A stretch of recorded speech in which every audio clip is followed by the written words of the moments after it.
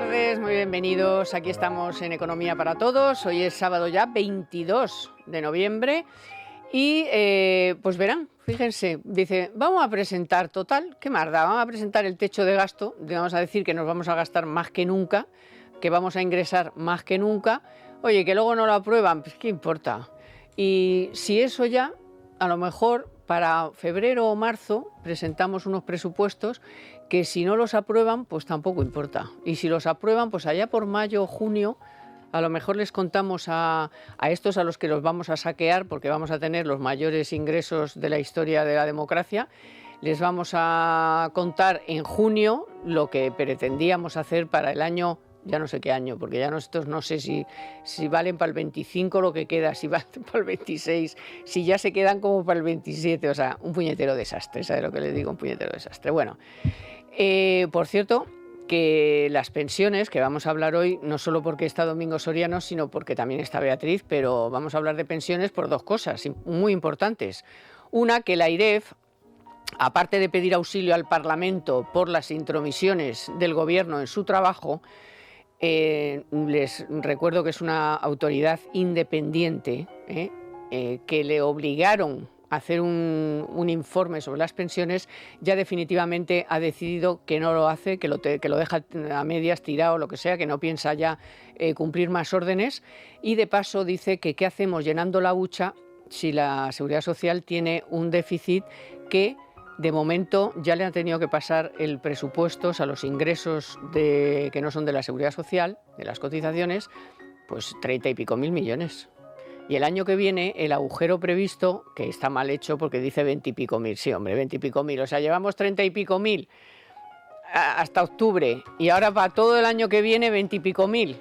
Por favor, no sé, es que encima no se lo creen ni ellos. Bueno, total, que vamos a hablar de ese informe porque también Funcas se ha puesto del lado de la AIREF y ha dicho que el sistema no es sostenible, que no nos cuenten milongas, que no van a hacer nada estos ya, porque no van a hacer nada, porque el que haga eso, pues obviamente se enfrenta a muchos votantes y no están por la labor.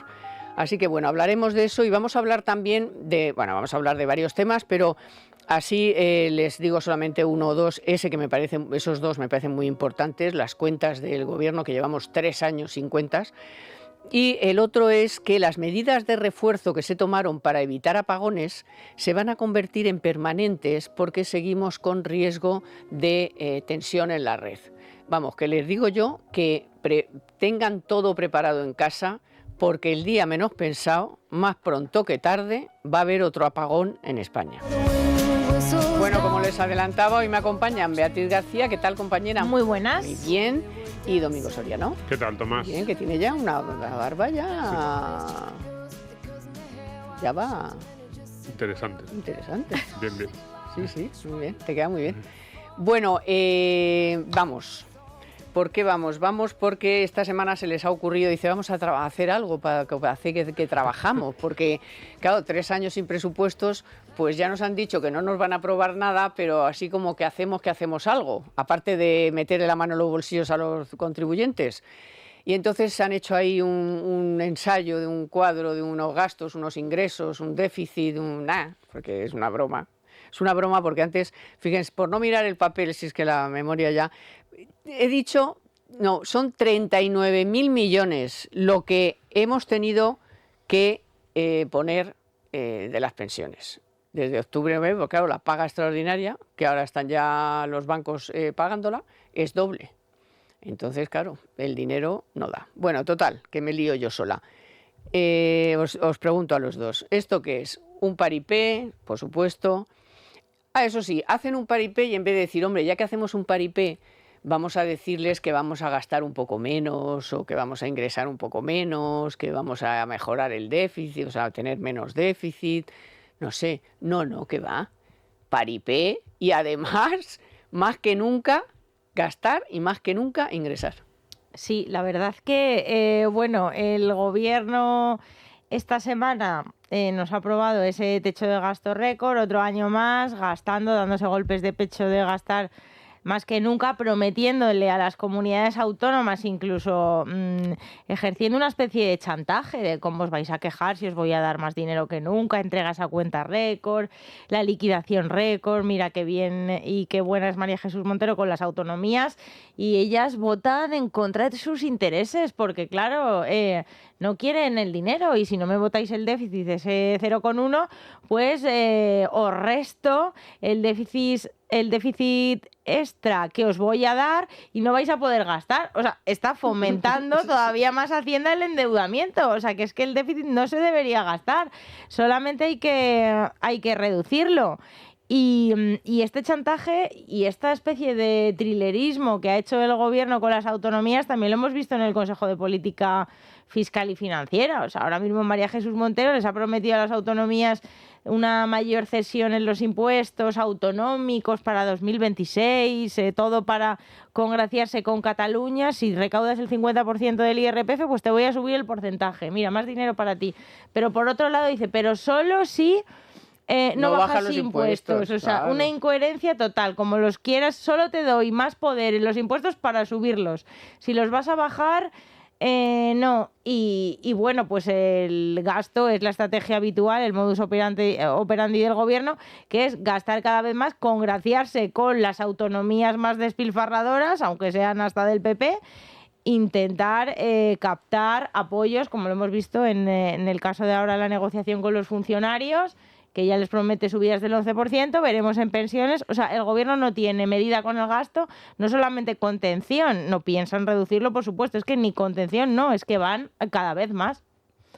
Claro. A ver, el escenario macro que este gobierno celebra tanto, lo que es verdad es que es el escenario perfecto para este gobierno.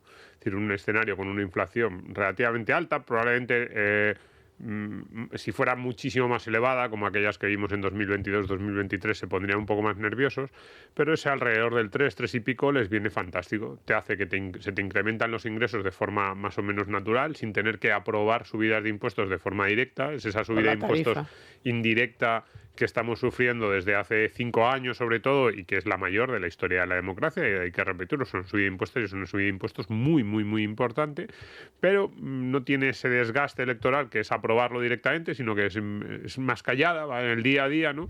Pero también recaudas más vía IVA, recaudas más de forma natural.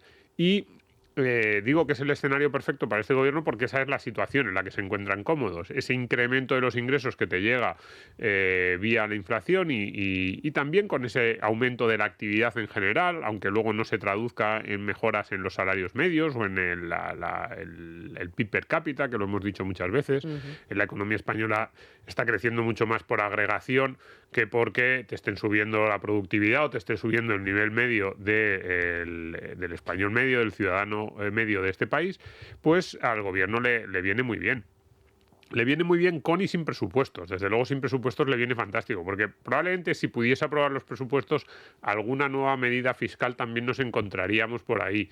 Lo que pasa es que como no puede aprobar los presupuestos, que es algo de lo que yo me congratulo, que yo celebro que este gobierno, mientras este gobierno no tenga presupuestos, lo que sí que tienen claro es que van a poder gastar, y el último techo de gasto que ha presentado el gobierno es efectivamente una declaración de que no se van a cortar en absoluto para seguir subiendo el gasto, porque además, como esa subida de impuestos les está permitiendo, entre eso y todo el dinero que han ido repartiendo en estos últimos 2 años vía fondos europeos, les ha permitido gastar sin demasiado control, incluso que el déficit te baje poco a poco, mucho menos de lo que debería estar bajando el déficit, de nuevo en este escenario, pues el gobierno está muy cómodo y muy tranquilo. Entonces, no hay ningún control, porque ya llevamos aquí, yo creo que ya por lo menos 2 meses advirtiendo que se está gastando el dinero con unas normas que eran del COVID, que a nadie se le ha ocurrido quitarlas.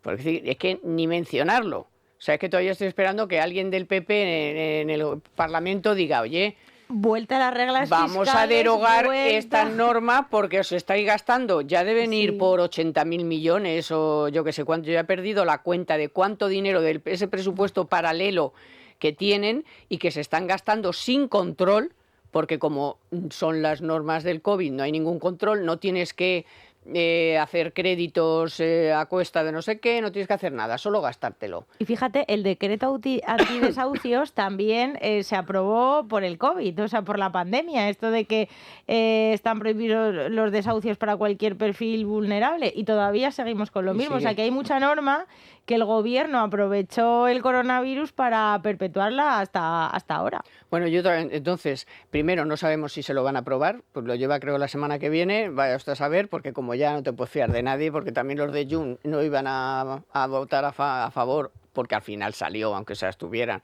lo de las centrales nucleares, pues estos van y dicen que en febrero o en marzo, que ya si eso, acaso a lo mejor presentan unas cuentas. A ver, yo comprendo lo que dice siempre Domingo, de yo prefiero que no haya presupuesto, Manuel Llamas, tú, todos, muy bien. Pero la imagen de un país que lleva 3 años ya sin presupuesto, 2 años sin mandarle un plan a Bruselas, que también Bruselas se lo tendría que hacer mirar, porque íbamos a comentar ahora que las previsiones de la Comunidad de la Unión Europea, que son de qué bien va España, que le subo la previsión, pero oye, y la pobreza y el PIB per cápita y los fondos europeos, ¿no te preocupa lo que se está haciendo con eso? Un descontrol, sin plan presupuestario, que hace 2 años que no te lo manda. ¿Pero qué hace la Unión Europea haciendo estas previsiones sin dar ni el más mínimo aviso? ¿Me engaña con el paro, con el empleo, con todo? No, ya sabes. Ya, Tomás, pero o sea, es que confiar en que Bruselas nos va a sacar las castañas del No, fuego. pero por lo menos que no diga que va todo fenomenal. Si yo no le digo, vale, no hagas nada, pero por lo menos no les hagas un informe de que todo va tan bien que le sube la previsión. Sí, pero al final se está fiando de nuestras estadísticas, y aquí hay una parte bastante preocupante. Pues que lean el libro de Calviño. Exactamente, claro. que ahí va, y hemos conocido hace unos días que yo, si fuera algún técnico de Eurostat, yo ya me había presentado aquí en España, o sea, en el primer vuelo. Te está diciendo una exministra de Economía que ella manipuló el PIB. El PIB lo recoge el INE. El INE te da las estadísticas a ti, Eurostat. O sea, la Oficina Estadística Europea. Os están diciendo que te han engañado, o por lo menos que han confabulado para modificar las cifras. Además, que tú ya has tenido que ver cómo un presidente del INE ha salido por patas, el gobierno ha metido a otra que era más de su cuerda, y que casualmente, desde que tenemos una presidenta nueva en el INE, todas las revisiones favorecen al gobierno, y todos los datos que se dan en materia, en este punto macro, a lo mejor en otras encuestas no, pero en lo que es contabilidad nacional, estamos viendo que el gobierno está favorecido. Yo, de verdad, señores de Eurostat, aquí está pasando algo. Algo huele mal en las estadísticas españolas. Bueno, se fueron 2 del INE, o sea, echó a 2. Y el BEI, o sea, ¿tú puedes tener de verdad presidiendo el Banco Europeo de Inversiones a una persona que reconoce que ha manipulado las cifras del país del que proviene? Sí, la respuesta es sí, es evidente. Quiero decir, ¿tú crees que hay alguna posibilidad de que Calviño sufra algún tipo de no sé, castigo o reprobación? No, en absoluto. No sé. A ver, sí, desde el punto de vista económico, o sea, desde el punto de vista político, es verdad que es lamentable la imagen en todas estas cosas que estamos hablando. Por ejemplo, la no presentación de los presupuestos. El otro día María Jesús Montero hacía una declaración, algo así como cuando hablaba de que iban a salir en febrero, en marzo, y decía algo así: bueno, nosotros seguimos trabajando para tener esos presupuestos, para tener una mayoría. Y yo, si durante estas próximas semanas conseguimos el apoyo de los grupos, ténganlo seguro que en el momento en que tengamos el apoyo de los grupos lo presentaremos, los presupuestos. Dijo algo así como que si pudiera ser antes de fin de año, que ya querría, pero que bueno, que desgraciadamente que pensaba que no iban a tener esa mayoría. Y yo lo escuché, lo puso en el programa de Cuesta, y yo decía, pero esto no puede ser, está reconociendo, yo decía, no sé si un delito exactamente, pero desde luego un incumplimiento constitucional. Es decir, el gobierno está obligado a presentar los presupuestos. Podrías llegar a decir, no, aunque esté obligado, pero es una obligación genérica de la Constitución y por un tema de cálculo todavía no hemos podido presentarlo. Sería mentira, todos sabríamos, no es verdad, puedes presentarlo, pero por lo menos enmascáralo. Pero decir, tengo los presupuestos preparados, los podría presentar mañana, que es mi obligación constitucional, y no los presento porque no me da la gana, porque no tengo mayoría parlamentaria, o sea, es un nivel de cinismo, pero lo dijo, no pasa nada, no, aquí está todo pero tranquilo. Es que luego dijo, de aquí a final de año me encantaría, y ya pasa directamente a febrero o marzo. Sí. O sea, enero nada, febrero nada, marzo. O sea, Pero dices, fijaos o sea, lo que si los tienes, ¿para qué tienes que primero diciembre, luego febrero, luego marzo, luego enero, todos los meses? Sí, pero reconocer ¿En que el los tienes. cajón? Y entonces por eso, claro, dices, el BEI, Bruselas, pues no, es decir, desde el punto, no, pero que desde el punto de vista de del deterioro institucional es cierto, desde el otro punto de vista de cómo nos haría más daño este gobierno con nuevos presupuestos o este gobierno sin nuevos presupuestos, yo creo que nos hace menos daño sin presupuestos, con lo cual es verdad que podemos pensar, oye, pero es que la imagen del país se va deteriorando, a cambio estamos mejor desde el punto de vista económico. Y importante, o sea, decimos, no, es que la imagen del país se va deteriorando quizás aquí. En Bruselas, todas estas cosas que nosotros decimos y que nos parecen muy graves, incluida la de la AIREF, otro deterioro institucional brutal, además, uno de los organismos que habían aparecido en los últimos 20 años, probablemente los que han aparecido en los últimos 20 años más interesantes. No me adelantes, ahora que hago como Dieter que rompo el guión. Vamos a hacer una breve pausa para unos consejos. Por ejemplo, para hablar de algo muy importante en nuestra vida laboral, como es la formación continua. Y es que hemos sabido que España está por detrás de la media europea en un momento en el que la necesidad de adquirir nuevas competencias y habilidades es cada vez mayor, ya que vivimos en un mercado laboral en constante transformación. En este contexto, Banco Santander ha puesto en marcha un nuevo programa que este año ofrece 8.000 becas Santander microcredenciales, con las que la entidad financia cursos de corta duración diseñados por universidades españolas y dirigidos a personas de entre 18 y 65 años. Se trata de una iniciativa que apoya el plan MicroReds, impulsado por el Ministerio de Universidades y dotado con 50 millones de euros dentro del Plan de Recuperación, Transformación y Resiliencia. Y Santander ha destinado más de 2,4 millones de euros en 2025 para impulsar estas becas. Así que busquen estas ayudas y a transformarse con Santander. Seguro que muchos de ustedes están ya preparando su cesta de la compra de Navidad, porque ¿qué necesitas? Seguramente me dirás que la máxima calidad, el mayor surtido o la garantía de tus marcas de confianza. Bueno, pues todo esto lo tienes en Hipercor, supermercado El Corte Inglés. Ya lo sabes, por ejemplo, ¿qué tal unos bombones Ferrero Rocher o una buena pierna de lechal? Bien, ¿verdad? Pues todavía mejor, con su segunda unidad a mitad de precio. Y hay más opciones. En nuestra bodega, por ejemplo, por compras superiores a 80 euros en una gran selección de productos, puedes llevarte todo un aceite de oliva virgen extra de 1,5 litros, oro de Bailén, valorado en 40 euros. Y si estás pensando en pescado o marisco congelado, en ahumados, foies, patés, en fin, o algún plato preparado refrigerado de Navidad, pues estás de enhorabuena, porque cuentas con un 50% de regalo para próximas compras en estos mismos productos. Piénsalo, que de Nochebuena a Nochevieja hay solo un pasito. Así que ya sabes que aparte de su exquisita atención personalizada, dispones de los mejores servicios como la reserva de pedidos en charcutería, carnicería, pescadería, para hacer más cómodas tus compras. Recuerda, solo en Hipercor y Supermercado El Corte Inglés. ¿Qué necesitas esta Navidad? En tienda, web y app.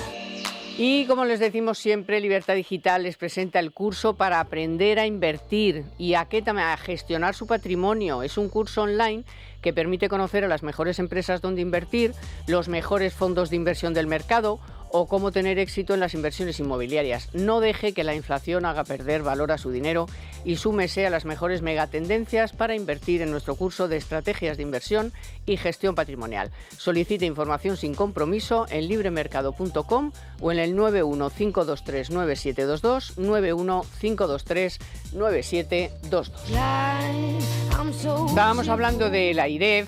Vamos a hablar de la AIREF y de las pensiones, porque tiene mucho que ver, porque ha saltado por los aires ese informe. Ya ha dicho la AIREF, mira, que ya no puedo más. Incluso ha mandado ha lanzado un SOS al Parlamento, porque está hasta arriba de injerencias del gobierno, que le estaba presionando para que hiciera un informe sobre las pensiones, y ha decidido que ya no hace ni el informe ni nada. ¿Qué pasa? Que no va a decir cosas que no son, como por ejemplo que se está llenando la hucha de las pensiones cuando tiene un déficit el sistema de pensiones. O sea, ¿pero qué me estás contando? O sea, ¿de qué estamos hablando? Bueno, entonces también estábamos diciendo efectivamente eso, que está hasta las narices de las injerencias, que es uno de los pocos organismos que quedan, porque claro, ahí no puede meter mano, pero en cuanto se vaya esta mujer, ya te digo yo diciendo que si no ha habido elecciones, que es en el año que viene ya. Marzo de 2026, el mandato de Cristina Herrero se acaba. Si no ha habido elecciones antes, otro que asaltan. Otro que asaltan. Otro amigo. Sí, al asalto ya, seguro. Sí. Así que bueno, te doy la palabra a Domingo, que estaba empezando el tema. No, sí, lo de Leiref, evidentemente, en ese peligro existe y yo creo que ocurrirá. Es decir, yo creo que el gobierno, antes que hablábamos de Bruselas, a ver, yo me meto mucho con Bruselas porque es verdad que no confío demasiado, pero también es verdad que un mínimo de control sí que hace. Es decir, al gobierno no le importa mucho lo que llegue desde Bruselas, pero algo sí le importa. Es que probablemente uno de los pocos límites que tiene, y es que lo vimos, por ejemplo, con algunas cuestiones más políticas como la reforma del Consejo General del Poder Judicial, solo se echaban atrás cuando desde Bruselas dijeron, oye, esto es demasiado, ¿no? Y con la IREF pasa lo mismo. Yo creo que el gobierno lleva años queriendo meter mano en la IREF, pero siente probablemente que, bueno, no le hace tanto daño electoralmente y sobre todo siente que para Bruselas eso sí que sería muy, muy dañino. Entonces, ¿cuál es la estrategia? Pues primero les atamos las manos, básicamente con el dictamen que tienen que hacer sobre la reforma de las pensiones y sobre si es necesario o no ajustes. Básicamente han puesto unos criterios absurdos, lo dice la propia IREF, y dice, oiga, es que me dice usted que yo haga un dictamen y me establece unos criterios para hacer ese dictamen que hace que yo no pueda hacer un dictamen independiente. Claro. Lo ha dicho así la presidenta de la IREF. Con lo cual el dictamen no sirve de nada. No, que ha tirado la toalla ya. Y la segunda parte, sí, pero que cuando lo presentó, ya no solo, esta semana es verdad que ha subido, pero cuando lo presentó en su momento, hace unos meses, dijo, si es que no sirve de nada esto, en realidad, es que no hemos podido fijar esos criterios de forma independiente. Y luego yo creo que el gobierno ahí en ese sentido ha dicho, bueno, pues no me hace mucho daño la IREF, le ato las manos en lo realmente importante, que es lo de las pensiones, y en el resto de las cuestiones me espero a febrero. Y en febrero del año 26... yo puedo vender a Bruselas que se ha agotado el mandato y que nombro a alguien. ¿Qué me van a decir en Bruselas? Si yo echara ahora a la presidenta de la IREF, si yo echara ahora a los directivos de la IREF, sí que probablemente desde Bruselas dirían, oye, ¿qué haces? Esto es una injerencia, pero si simplemente es una sustitución de alguien a quien se le ha cumplido el plazo, ¿qué me van a decir? Y yo creo que irán a por la IREF y uno de los pocos organismos que ahora mismo era fiable, pues dejará de ser fiable. Ya no sé si nos quedará alguno. En la parte económica, pues teníamos al Banco de España, teníamos la IREF. Que nos sorprendió la semana pasada, por cierto, no sé si ya le ha dado la vena, ahora le ha dado la vena, como es volátil. Es volátil, sí, por no ponerle nombres. Pues la semana pasada que lo comentamos, el informe era un poco más, menos tendencioso y menos sectario de lo que nos tenía. Sí, pero dile al Banco de España que evalúe la reforma de pensiones de su jefe. No, claro. O sea, eso no. Claro, dile el Banco de España, bueno, pues se mojará en cosas que a Escribá no le duelan. Con algún tema ha soltado un poquito porque ha dicho, y al final, oye, si yo tengo aquí para 6 años. Yo, Escribá, no sé, ya sabes que ya mi tesis tiempo. Es que Escribá, si algún día le tiene que meter el dedo en el ojo a Sánchez, porque le convenga, porque le dé por ahí, porque es un poquito peculiar a veces, lo hará, le meterá el dedo en el ojo y se quedará tan ancho diciendo, yo estoy aquí para 6 años. Tengo aquí 6 pero a años. Sánchez sí, pero cuando le toque evaluarse a sí mismo, él no va a suspender y no va a sacar... A él no, pero menos mal que por lo menos tenemos la IREF y tenemos a Funcas, que también esta semana ha hecho público un informe en el que no solo da la razón totalmente a la IREF en todo lo que está diciendo, sino que duda de la sostenibilidad del sistema, algo que por supuesto no nos sorprende porque llevamos diciéndolo mucho tiempo y las propias cuentas lo dicen. Vamos a ver, ¿cómo va a ser sostenible un sistema que tiene ya en octubre ya no puede hacer frente a sus pagos, que tiene que recurrir al presupuesto general? Sí, pero hay que decir que la IREF, o sea, cobra una tasa, lo explicó también su presidenta, una tasa por parte de todas las administraciones para ser independiente y mantener su independencia. Las declaraciones de la IREF de su presidenta son completamente insólitas.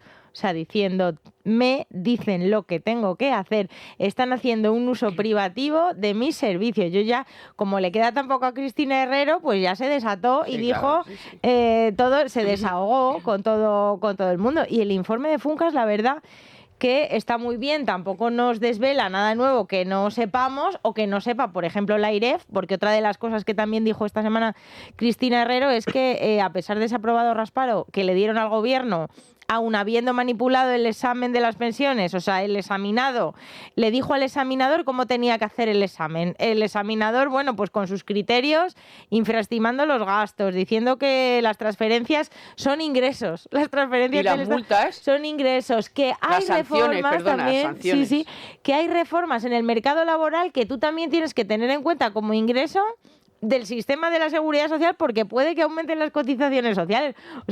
O sea, un tejemaneje, pero vamos, una manipulación total. La IREF aún así hace el informe, le da ese 5 raspado con un montón, con ese rapapolvo que le echó al gobierno, pero se lo aprobó, y luego le dice al gobierno que eso, por eso ha dejado Cristina Herrero, ya ha dicho, yo ya no hago más exámenes. Esto iba a ser cada 3 años, no, que al año que viene me vas a hacer otro, porque hay que actualizar. ¿No ves que estamos actualizando previsiones en el INE? Hay que actualizar las previsiones de crecimiento para salir todavía mejor y que Bruselas no nos ponga en duda en ningún momento. Y el informe de Funcas, el que mencionabas, la verdad que está muy bien, pero bueno, nos pone aquí, me lo he impreso entero porque es que me ha gustado, la verdad. Nos dice, o por lo menos el punto que a mí más me preocupa, año 2008, relación entre número de ocupados y pensionistas. 2008, un 4 ocupados por cada jubilado. Nos vamos al 2023, estamos en el 3,3.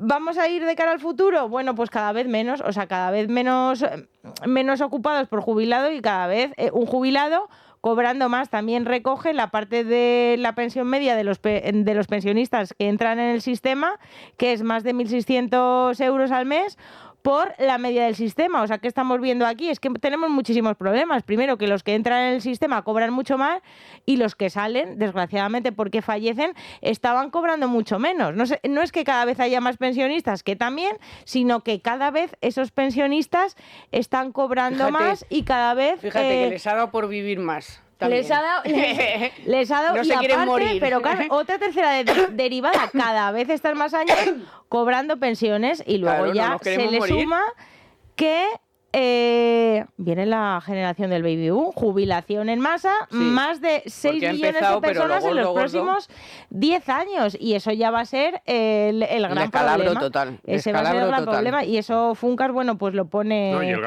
sobre aviso. La IREF publicaba este viernes un artículo en el que decía no solo las pensiones, también el gasto en sanidad está subiendo. Al final, además, todos estos gastos, muchas veces decimos, el sistema de pensiones es un sistema de reparto que tiene sus problemas porque efectivamente tú lo financias mientras estás trabajando y luego recibes mientras eres pensionista. Y más allá de la discusión de si es mejor o peor, lo que es evidente es que tiene unas características financieras, pero no solo el sistema de pensiones. Por ejemplo, con la sanidad pasa lo mismo. Es decir, tú pagas mucho más de sanidad mientras eres trabajador que cuando dejas de serlo por una cuestión, en este caso no tanto porque tengas un derecho, sino porque enfermas más y tienes más necesidad de cuidados médicos cuando eres mayor. Entonces, sí, pero las medicinas las financian, claro. Sí, las medicinas te financian, pero por eso digo que, es decir, si tú tienes una población cada vez mayor que va a necesitar tanto pensiones como gasto sanitario en relación a la población en edad de trabajar, que eran esos datos que nos estaba dando Beatriz, no es solo la presión la que se ejerce sobre el sistema de pensiones, que muchas veces parece que es una cuestión aislada. No, hay otras muchas partidas y también lo que hemos llamado muchas veces, lo que se llama ahora dependencia. Es decir, hay muchas partidas del presupuesto que se van a ver presionadas en los próximos 20-25 años de forma cada vez más aguda. Y tú no estás haciendo nada para anticipar eso. Lo que estás haciendo es decir, bueno, como para ahora puedo pagarlo a través de transferencias del Estado que salen del resto del presupuesto y que hace que tengas menos dinero para otras partidas y que tengas que estar subiendo los impuestos de forma constante. Claro, y luego vamos a tener que, claro, viéndolo cada uno personalmente, dirá, oye, pues si me van a subir, que ya Funcas dice que el 2,7. Egoístamente tú dices que sí, ¿cómo vas a decir que no? Han subido otra décima porque, por cómo van las cosas, la media entre diciembre del año pasado y noviembre de este año va a acabar siendo del 2,7, que es una subida que está bastante bien y que se suma a todas las que llevan. Más luego, los compromisos que se han adquirido con los funcionarios, que por cierto, tampoco aquí, ¿dónde han hecho la mayor presión? En los años en los que se supone que a lo mejor hay otro. Y sí, que venga otro y que 2028 arregle. Y demás, claro. Que venga otro y que arregle. Pero fíjate, por ejemplo, pensiones públicas, solo para que la gente, que veamos la magnitud. Pero al final, bueno, ¿cuánto el déficit, las transferencias? Mira, el saldo básico, hay un artículo en FEDEA de Miguel Ángel García que está muy bien, en el que pues dice, vamos a ir o sea, separa todo lo que son pensiones contributivas de otro tipo de pensiones y igual con los ingresos contributivos. Pues bien, el saldo de las pensiones contributivas de la Seguridad Social respecto a los ingresos más de cuotas más tasas, son 39.000 millones negativo. Si le sumamos los 16.000, casi 17.000 millones de clases pasivas, nos vamos a casi 56.000 millones de agujero. Que no puede hacer frente. Y creciente, porque fíjate, en 2022... Que solo tienen para el 70%. Claro. Los ingresos solo dan para el 70% del gasto. Entonces, luego, el Estado ya le está haciendo a la Seguridad Social una transferencia por valor de 40... Bueno, en realidad ya no, porque estos son datos de 2023, que es el último dato que tenemos cerrado, ¿no? Ya estamos por encima de 60.000 millones, ese agujero del que decíamos, ¿no? Pero fijémonos, a 60.000 millones, claro, decimos, no, pero da igual porque le transfiere el Estado, porque de estos 56.000 millones, que era el dato de 2023, le da 44.000 el Estado vía transferencia, que es como, oye, pero ¿eso dónde sale? Y un préstamo de 10.000, que todos sabemos que es absurdo, es un préstamo que luego no vas a cobrar, es como si fuera una transferencia de los 56.000 millones. Y dices, y esto va a ir subiendo. Entonces, que es que no hay, o sea, esto no es una cuestión de decir, no, pero si debemos o no debemos subir las pensiones, sino simplemente que sepamos que ese agujero, simplemente en la parte contributiva, lo tenemos que rellenar vía recortes de gasto en otras partidas y subidas de impuestos. Entonces, ¿hasta dónde va a llevar la capacidad de la economía española de seguir subiendo esos impuestos y recortar otras partidas? Pues yo creo que ya está. Cuando luego decimos, no, y es que el AVE se para. ¿Por qué nos creemos que el AVE se para? No, porque Puente es un inútil. Bueno, pues a lo mejor también, pero porque hay un déficit de mantenimiento de infraestructuras. ¿Y por qué no nos gastamos dinero en infraestructuras? Porque nos lo estamos gastando en otra cosa. Es que no hay más. Si es que no le demos muchas vueltas. Si es que el presupuesto es lo que tiene. Bueno, tenemos cada vez más deuda, más gasto en intereses. ¿Se podría recortar en otros sitios? Sí, no, pero estas cantidades Pero, no. Por ejemplo, se supone que para la mejora del sistema ferroviario no era los fondos europeos. Sí. Hombre, ¿Y quiénes son los que más fondos europeos han recibido? A Adif, Renfe y entre los 10 primeros también el Ministerio de Transportes. Entonces, quiero decir que se supone que de ahí tenían que haber hecho inversiones para mejorar eso y las carreteras. También, o sea, y ni mejoran las carreteras, ni mejoran Renfe. Ayer o antes de ayer, otra vez la gente tirada en las vías. Como en el tercer mundo. Como en el tercer mundo. Y ahora vamos a hablar de lo del apagón. No sé si os habéis reído, pero va a haber un apagón próximamente. Ayer, antes de ayer y otros días ya han fallado todos los sistemas de pago. Ha habido cortes de luz en montones de sitios. O sea, que se está fraguando. Bueno, no quiero ser alarmista, pero ¿puedo decir otra cosa más del informe de Funcas, que tampoco no es por ser agorera, pero también se refiere a la inmigración? Ahora que el gobierno nos vende la moto de que la inmigración nos va a salvar el sistema de pensiones, primero Funcas recoge todos los inmigrantes que han venido en los años anteriores, que han generado derechos de pensión, porque estos también se van a jubilar, no se van a ir a su país cuando les toque cobrar la pensión, no van a renunciar a ella, van a cobrar pensión. Y luego pues salarios medios, el salario del inmigrante medio es mucho más bajo que el del resto de españoles, por tanto no contribuye lo mismo al sistema, por tanto no cuenta igual una persona poco cualificada, que es el perfil de la mayoría de los inmigrantes, ojalá no fuera así, pero es así circunstancialmente, que la media del salario del resto. Entonces, pues, que el gobierno tiene que empezar a decir un poquito la verdad y no tantas. Y luego, perdona, y esto no suena a nada, es la realidad que yo lo vivo todos los días en mi pueblo, que conozco a mucha gente. No pueden trabajar durante mucho tiempo legales, porque como no le dan papeles, no trabaja. Total, que están trabajando en negro. Claro. Total, no cotizan. Pero sí que usan la sanidad, los niños van a la escuela pública, porque están empadronados en el sitio donde vivan. O sea, quiero decir que es que encima hay que contar con todos los cientos de miles que están en el limbo, pero que sí que gastan dinero público, o sea, sí que gastan sanidad, sí que gastan educación, que me parece que, claro, si están aquí, pues tendrán que hacer algo con los niños. Hombre, o sea, claro, yo digo que el sistema está mal montado. O sea, si aquí viene una persona que quiere trabajar y alguien está dispuesto a hacerle un contrato, lleve una semana o lleve un mes, esa persona la tienes que hacer legal y que cotice y que haga sus pagos y que tenga sus prestaciones, sus derechos y sus deberes. Pero tener a una persona 2 años en el limbo, cobrando en negro, con lo que también eso supone de estrés, es que no pueden ni conducir. porque el carnet de como no existen, el carnet de conducir no lo pueden usar. O sea, no puede usar una furgoneta, no puede trabajar en la construcción, no puede hacer nada legalmente. Pero sí, si tiene hijos, van al colegio y utilizan la sanidad. A ver, el gobierno... ¿Hay alguien ahí? Yo no sé si ha sido una opción, desde luego no... Aquí sí.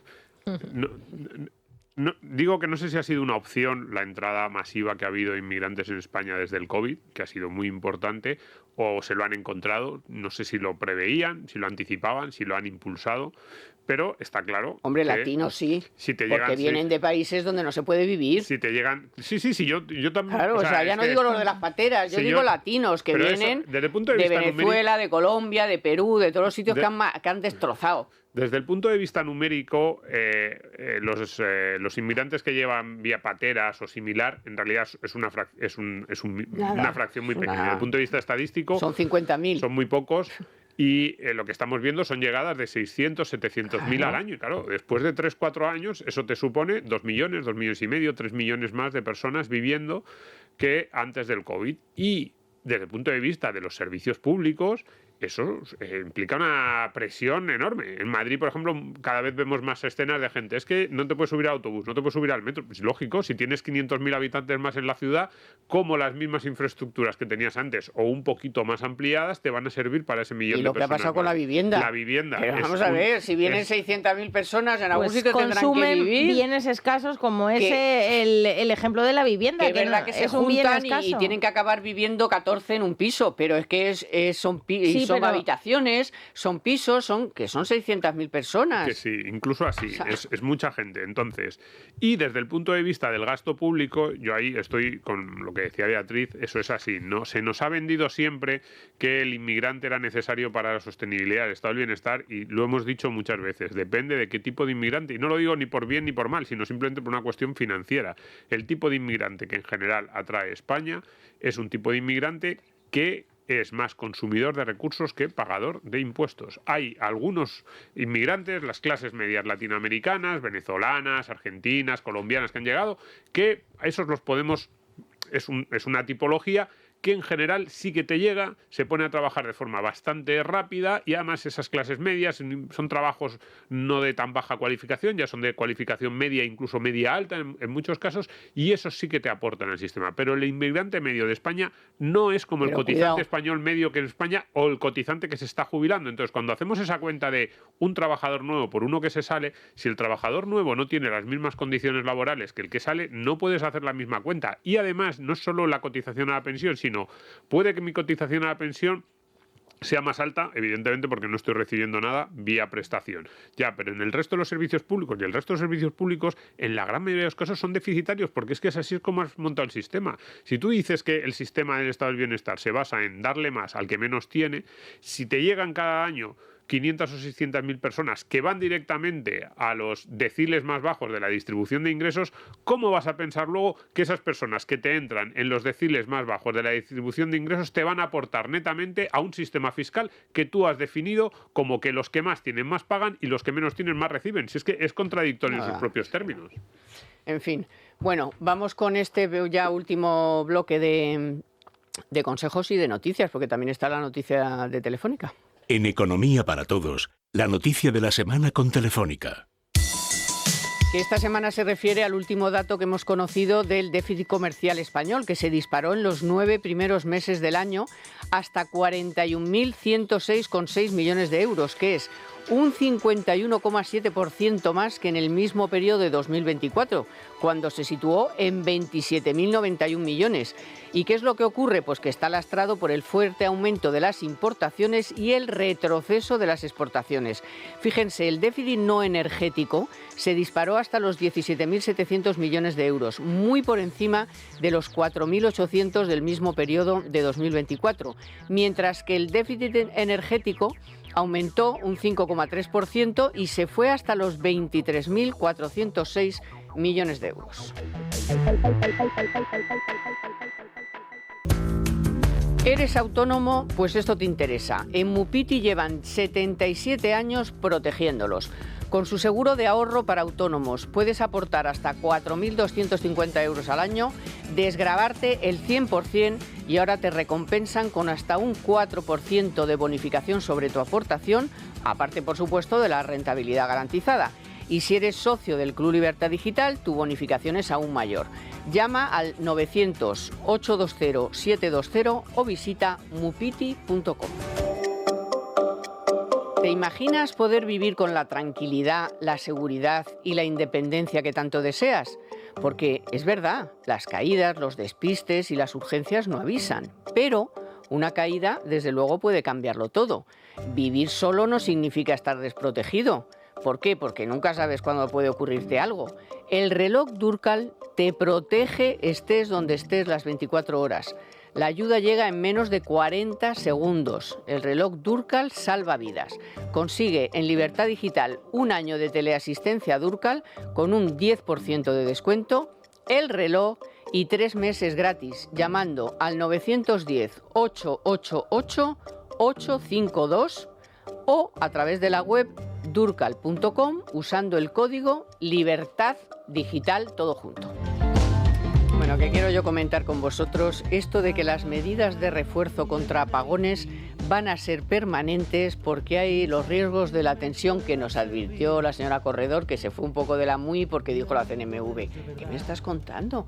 ¿Qué estás diciendo? ¿Pero qué riesgos? ¿Qué riesgos? ¿Qué ¿Quién se ha quedado en pero cero estás energético? tonta, o sea, encima de que antes la fastidiaste, ahora estás amenazando a la gente con otro apagón.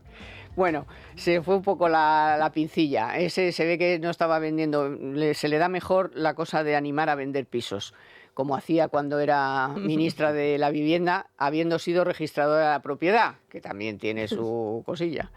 Bueno, total, que no sé qué pensáis, o sea, ¿qué es esto de que las medidas de refuerzo contra apagones van a ser permanentes? Que, por cierto, nos cuesta una pasta. En el recibo de la luz ya lo están notando ustedes, si es que se fijan en el recibo y consiguen, a lo mejor a veces mucha gente no lo entiende, pero ahí estamos pagando un apartadillo de apagón. No pone apagón, pero es es eso, lo que hay detrás. Pero es eso. No sé cómo lo veis. Bueno, yo diría, agarren sus bolsillos para 2026, o sea, si va a ser permanente, lo que quiere decir es que el consumidor lo va a acabar pagando. Si aumentamos la retribución de las redes, que es otra de las medidas esa es la segunda noticia. Que se han anunciado, pues también eso suma al bolsillo de todos nosotros. Y bueno, pues se ha reforzado. Si tú has aplicado unas medidas de refuerzo porque el apagón, tu mix no era el correcto o no era el estable o no era el que garantizaba la estabilidad, pues es que no hay mayor prueba de que al haber cambiado el mix, al haber confiado en otras energías estables, como son en este caso el gas, pues es que es más cara la energía, evidentemente. Entonces, ¿qué estamos haciendo?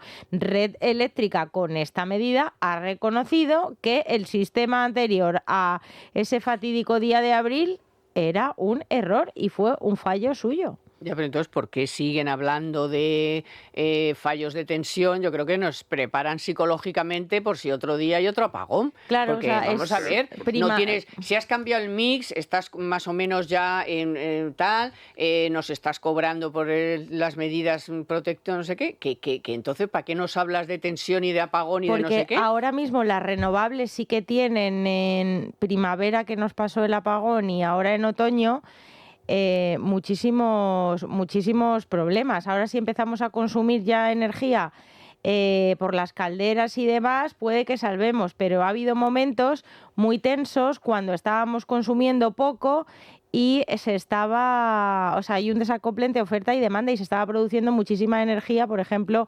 eólica y solar, pero no había tanto sol como para calentar los paneles. Los paneles estaban produciendo a pleno rendimiento y ese fue uno de los motivos por los que hace un mes Red Eléctrica se puso un cinturón por la derecha y otro por la izquierda. O sea, ya venía desde el apagón tomando medidas, pero ahora Red Eléctrica en otoño, por el miedo al apagón, por la época que es, se ha puesto otro cinturón de seguridad doble. Entonces así... Sí, no, de hecho ha dicho estamos. Que si la cosa se pone fea, ha advertido a las grandes empresas y también a las pequeñas y medianas por si hay que tomar medidas.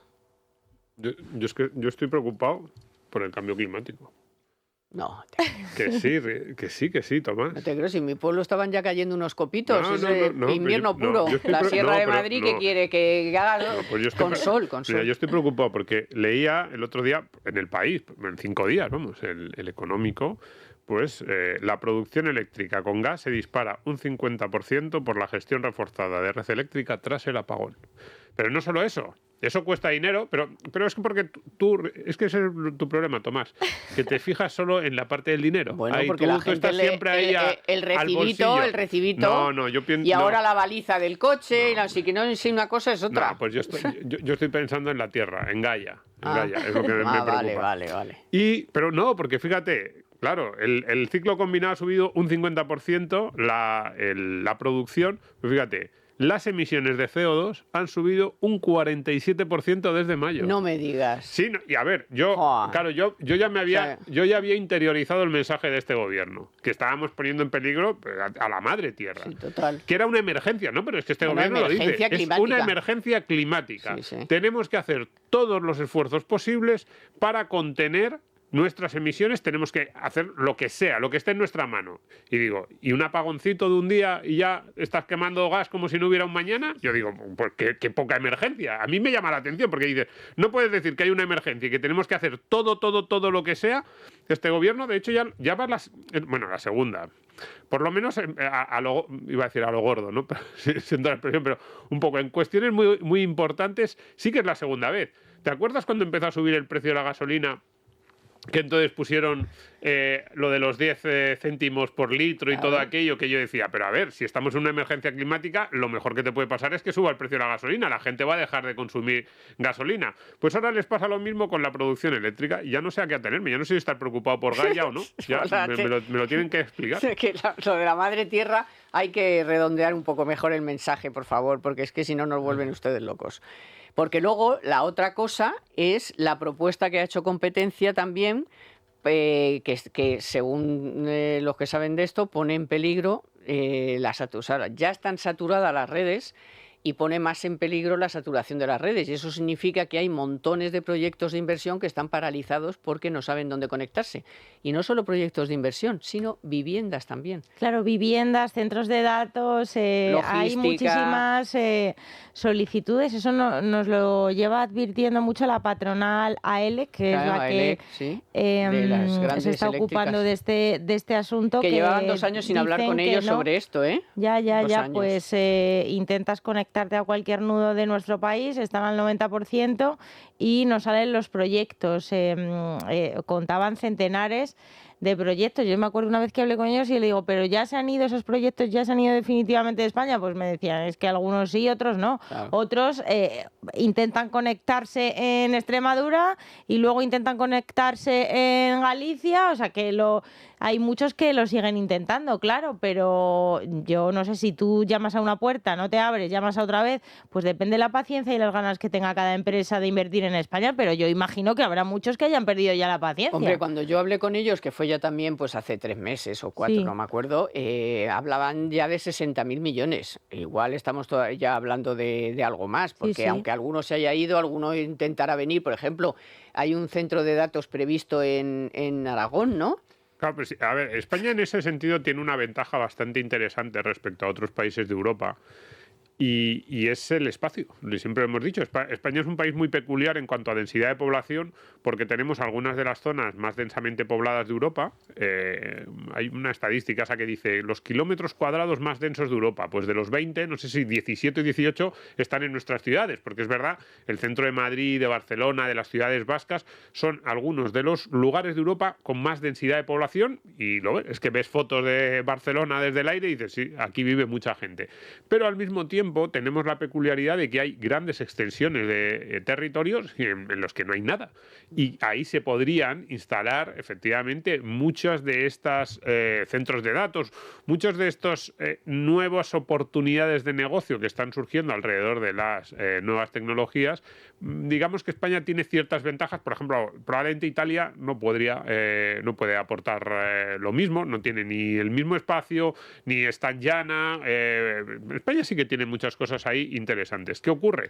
Que son un tipo de inversión que cualquiera que te la vaya a hacer te va a requerir seguridad jurídica, a muy largo plazo. Porque te dice, oye, yo aquí invierto mucho dinero, es una inversión que sé que en los primeros años va a ser absolutamente deficitaria y yo lo que espero es recuperarla con unos plazos bastante elevados. Seguridad y si tú no me jurídica. aseguras esa seguridad Seguridad jurídica y energética. Claro, sí, de pero- suministro. Pues claro, Pero si es- no, sí, muy bien. Todo muy seguro jurídicamente. Pero si luego se me va la luz, ¿qué hago? Y que ya tienes el titular ¿No? y que ya No, ha pero- salido en toda la prensa Claro, internacional es que que es- se nos ha ido a la Claro, luz. Es no, jurídica pero que y de suministro No, energético. Porque yo lo que quería decir jurídica es, o sea, porque el centro de datos no es la inversión aislada. El que te pone el centro de datos, te pone el centro de datos y la central que está suministrando o la forma en la que va a generar la electricidad y va a poner en marcha las máquinas del centro de datos. Entonces es doble, o sea, no era solo centro de datos, sino las inversiones van unidas y efectivamente en España, tanto en esas nuevas tecnologías como en la energía que le sustenta, nadie quiere invertir porque tienen miedo de lo que eso... ¿Cómo vas a invertir en un país que no sabes si dentro de 10 años va a tener ya no nuevas centrales nucleares, que es lo que deberías estar promoviendo, sino que ni siquiera sabes si va a tener abiertas las que ya tiene? De eso que me decías, de eso que decías del terreno y cómo es España y tal, siempre me acuerdo de las risotadas que nos pegamos en su momento con el aeropuerto de Teruel, que luego no fue un aeropuerto, sino que es un lugar donde van los aviones a quedarse, a revisarse, a no sé qué, y ha llegado a haber 100 y pico aviones ahí en Teruel, yo lo conozco, en una super esplanada, Aparcados, donde ¿no? ni frío ni tal, o sea, un sitio excepcional, que se habló de aeropuerto, pero no, era un sitio de reposo de aviones y no sé qué, y ahí los tienen, los preparan, no sé qué, y, joder, en un prado de Teruel, o sea, digo prado, Sí, sí, no, que es entenderme, así, o sea, a ver, en un cacho tierra de ahí de Teruel que dices tú, o sea, aquí no, ¿qué hacen aquí? Bueno, la pues España sí. vacía tiene sus problemas, pero también tiene algunas ventajas, pues estas que estamos diciendo, para determinados negocios, para algunas logísticas, para negocios como este que estabas comentando, de este Que vienen de aeropuerto, todas no partes, aeropuerto de ¿eh? Teruel. Que vienen de Para- Estados Unidos, aviones. Desde luego para los centros de datos, y solo tenemos que mirar dónde se están haciendo las inversiones en Estados Unidos. En Estados Unidos, que es donde ahora mismo hay de hecho, yo creo que hay un poco locura y se están metiendo, pero bueno, eso ya es cosa suya, de los que están metiendo el dinero. Algunos de los fondos de inversión de las empresas más grandes del mundo se están gastando auténticas millonadas. Y luego uno ve dónde están poniendo esos centros de datos y no los están poniendo en el centro de Chicago, ni en la costa al lado de Los Ángeles, los están poniendo en esas enormes extensiones que tiene también Estados Unidos, en las que tú lo único que necesitas que es energía barata, energía fiable y seguridad jurídica tanto para el propio centro de datos como para todo el soporte energético que le está dando, sobre el que se sustenta. Y eso en España ahora mismo es que ni Sí, está ni se le espera. pero ahí ya han empezado a darse cuenta de que como gastan tanta energía para los centros de datos, que se van a hacer sus propias centrales. sus propias mini centrales para suministrarse Si tú crees energía que algún segura y inversor barata. tú imagínate un inversor de esos que se está planteando hacer en mitad de Texas o en mitad de Montana un centro de datos con una central nuclear. Sí, una mini. No de las moderna. convencionales, pero una de estas. No convencional. Que diga, oye, pues esto me está yendo bien, esto está tirando bien. Y dice, oye, pues nos vamos a Europa. En Europa Occidental, ¿cuáles son los sitios donde lo puedo poner? Y dice, En oye, España pues no. España no está. Claro, no, Joder, pero Castilla-La Mancha. desde un punto de vista geográfico, a lo mejor Aragón. dice, oye, pues lo que más se parece a un sitio parecido al que tenemos en Estados Unidos es España. ¿Tú crees que se va a plantear decir, Sí, hombre. no, me voy a poner a hablar con el gobierno español de una mini central Que te está nuclear o otro cerrando tipo las de. Se va a cerrar las que ya tiene amortizadas. O sea, Y aunque no que sea se lo central espere. nuclear, aunque sea de otro Sí, tipo, sí, es decir, ya ni las broma. tiene Fíjate, la amortizadas y Comunidad las de Madrid cierra. sí que ha abierto y se ha mostrado abierta a mini reactores y demás, pero claro, es Bueno. impensable porque el gobierno de Pedro Hasta que Sánchez no- lo es que vetaría en este país, en todos hasta que no los- se en vaya todos los Sánchez, puntos. no se mueve algo que sea positivo para el país. Ya está, así es que no hay más. Esa es la filosofía. Que se vaya cuanto antes porque está todo parado. Está todo hecho un desastre. No ha Yo sido... Menos sus viviendas, sus gastos, sus vidas, porque es que el fin de semana pasado se fueron a hacer bicicross al Valle de Arán. O sea, eso sí, estos viven de puturrú de foie. Ahora, los demás, mira, estos 1 millón teniendo un piso en el ministerio, que se tienen que ir a un ático. Ah, no me jorobes, pagado por nosotros, pero si tienes un piso en el ministerio, venga. Adiós. Que te enciendes, Tomás. No entiendo por eso, Carmen. Adiós, Beatriz. Muchas gracias. Adiós, Domingo. Tengáis buen fin de semana. Igualmente. También para Naya Pertusa, que ha estado en la producción, y a Víctor San Román a los mandos técnicos, y también, por supuesto, para los compañeros de Libertad Digital Televisión. Y a todos ustedes, que les voy a decir, pues que pueden, el podcast lo tenemos en breve, ya lo tienen el programa en Libertad Digital Televisión y en todas las plataformas. Así que nos vemos el próximo sábado si quieren. Aquí estaremos. Economía para todos con Carmen Tomás.